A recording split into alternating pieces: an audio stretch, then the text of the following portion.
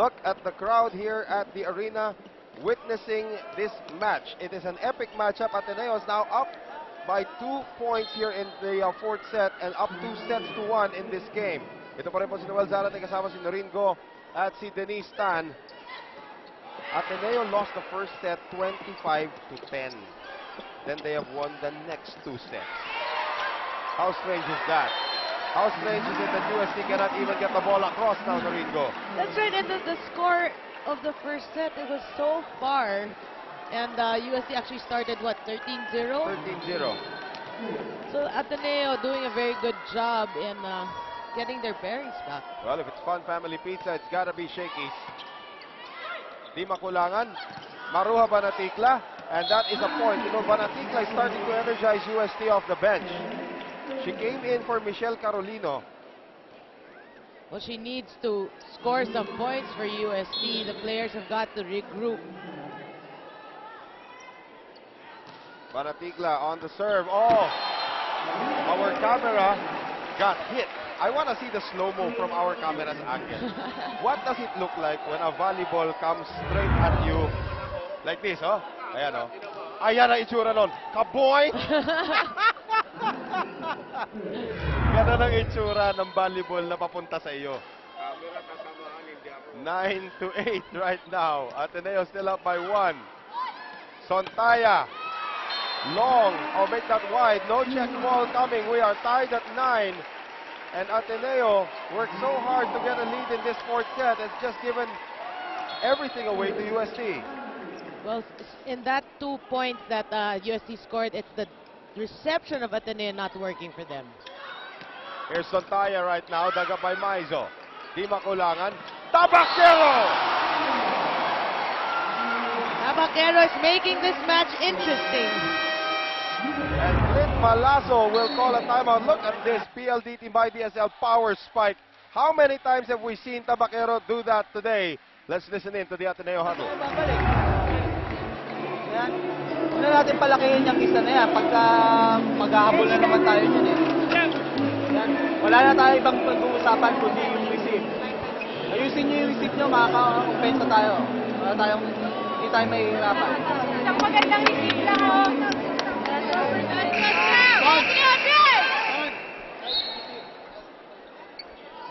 Look at this crowd here, ladies and gentlemen. Papunta pa lang po tayo sa semifinals. They're all here. And Noreen has been valiantly battling a fly. No! I can't. Ang tawag dyan, heavy bomber. Oh, point here for you. Kanina pa kayong dalawa ng langaw na yan eh. Ay, hindi ko matamaan. 11-9. UST now up by 2. It's now in my bag. It's now in your bag. There's something special about that. As Banatikla hits the service error, 11-10. A chance for Jem Ferrer and Ateneo to tie.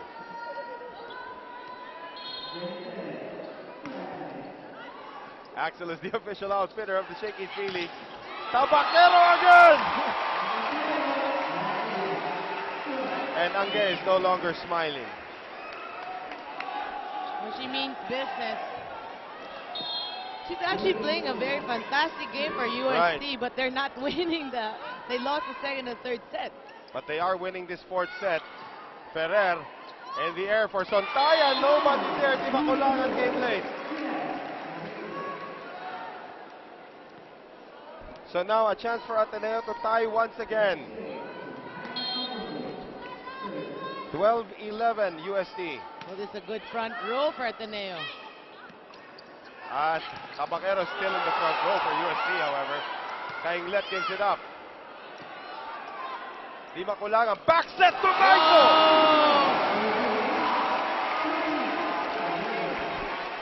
UST has now climbed to a 2-point lead.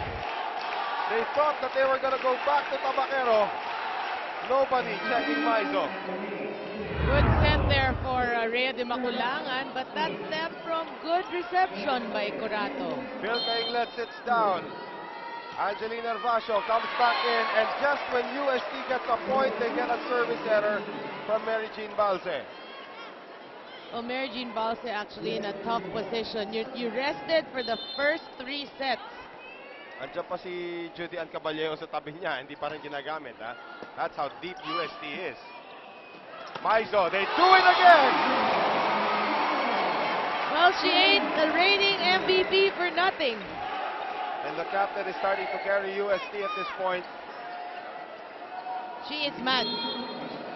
Ganun pala magalit dyan. There's Roger Gorayev along with Jeng Boli and Suzanne Roses.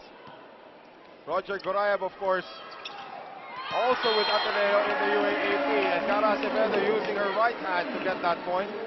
Ateneo just won't go away here in set number 4. Well, they protected. They came back from that first set. They won the first 2, the second and the third. They're protecting that lead right now. Here's the combination to Banatikla. Sontaya on her horse. Hervasio will give up this free ball. Di Makulangan. Micah Ortiz! 15-13. Substitutions coming in for UST. Gonzalez will come in for the first time. And here comes the aforementioned Judy Ann Cavallejo replacing Di Makulangan. So it will be Sarah Jane Gonzalez who will be serving right now as the setter, as Di Makulangan will take a breather. And Caballejo, the power hitter, in for the first time.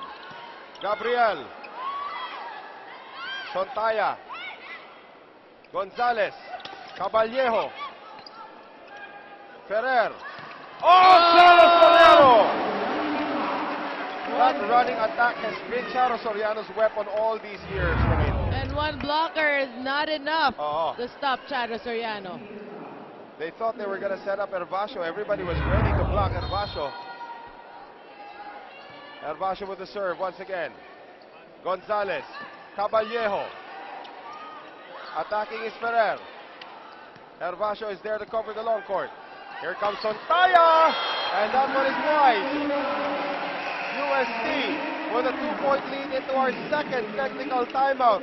This set is too close to call.